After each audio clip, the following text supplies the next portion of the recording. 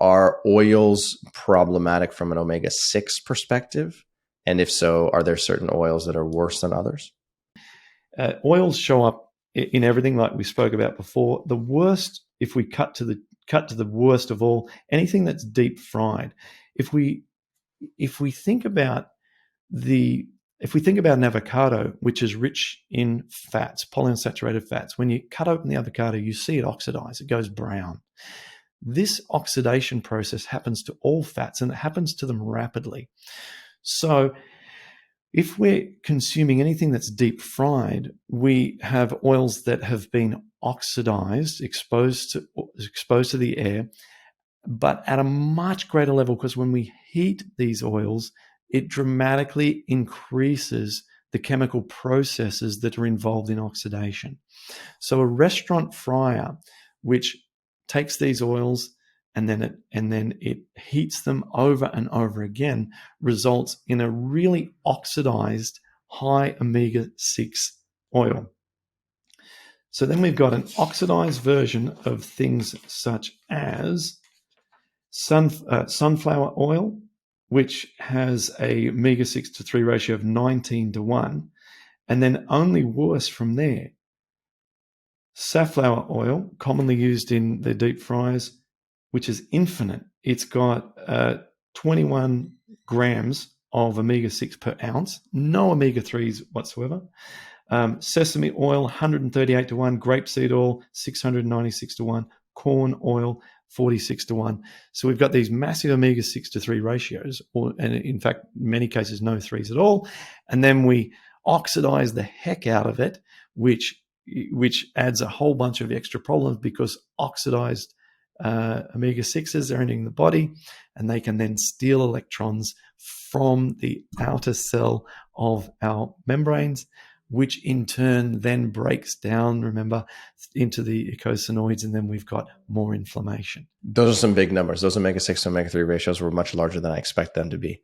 So even a small introduction of, things like corn oil or safflower oil can significantly increase your omega-6 to omega-3 ratio.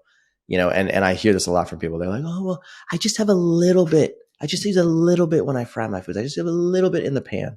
But this is a classic example of a little bit can go a long way, because the ratios are so distorted that if you're trying to achieve a 3 to 1 omega-6 to omega-3 ratio, and even if you have a tablespoon or two of something that has a 59 to 1 omega-3 ratio, just mathematically, it's going to work out where that's going to increase your omega-6 to omega-3 ratio and therefore make you more inflamed. So, correct. So your recommendation here of trying to, eliminate oil, at least, especially if you're trying to significantly suppress your omega-6 to omega-3 ratio, is very, very, very important. And, we think the exact same way, or we say the same thing in the Mastering Diabetes program as well, which is that there literally is no place for oil. Oil is not a food. It is a product of a human manufacturing process. It doesn't exist in nature. There's no biological preference or precedence for it. All it is a thing that tastes, that has a particular texture to it that we have found a use for, especially in cooking. But from a health perspective, it doesn't really have any place. And it's only going to, number one, cause more inflammation. Number two, actually increase your LDL concentration in your blood, because this has been proven. And number three, increase the amount of insulin resistance in your liver and muscle, which is going to make your blood glucose higher today and in the long term. So there really isn't a compelling argument to increase oil intake in any way, shape, or form. And that's right. Because I have said those words so many times for so many years, the questions that come up immediately are, what about avocado oil? Or what about coconut oil? You mentioned before. What about olive oil?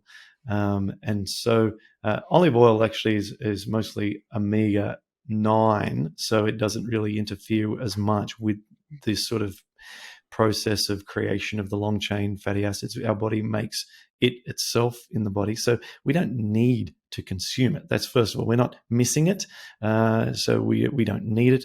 But all the studies that I've looked at with inflammation and rheumatoid arthritis has no impact. There's no benefit in terms of inflammation reduction by consuming olive oil. It has an omega-6 to ratio of 14 to 1. So whilst it does have some 6s and 3s in a not a very good ratio, right? So you're increasing. You want to aim for 3 to 1. So if you're taking in 14 to 1, you're going the wrong direction, even though only 11% of it is actually 6s and 3s. Okay, so it's the least of the bad bunch, but certainly better off by not having it. Avocado oil, very similar story. And then we hit coconut oil. And I believe coconut oil's ratio is, if I'm looking at the right stats here, I believe it's only got omega-6s in it as a saturated fat. And I saw your business partner, Robbie, he also did a post on Instagram some time ago, and he talked about it being a junk food, coconut oil, having no vitamins and minerals compared to its calorie intake. So you guys are pretty hard on coconut oil, aren't you? Yeah, we really are. And I mean, it's a very highly saturated oil, right? So the bulk of the fatty acid species in coconut oil, if not, it's either 100% or very high 90% is purely saturated fat, which, as we talked about earlier, saturated fat is very problematic from a cardiovascular perspective, from a diabetes perspective, and from an inflammatory perspective. So, it's an oil, number one. Let's not talk about it. It's from coconut. It's high in saturated fat. So there's no compelling argument as far as I'm concerned. Zero compelling argument. No. Convenience. All it is habit and convenience. There's no other benefit. Agreed. 100%. Yeah. I don't even like the taste. If I could have any of the above, maybe a little olive oil or maybe a little avocado oil, be like, oh yeah. But like coconut oil, I just find disgusting, especially when it's being fried. It has this terrible, you can smell the oxidation, really. You can smell it going. 100%. I know exactly what you're talking about. Yeah, it's got a very particular smell that you're sort of like, oh, what is that? What is that? Burning coconuts, it just doesn't make sense, Totally.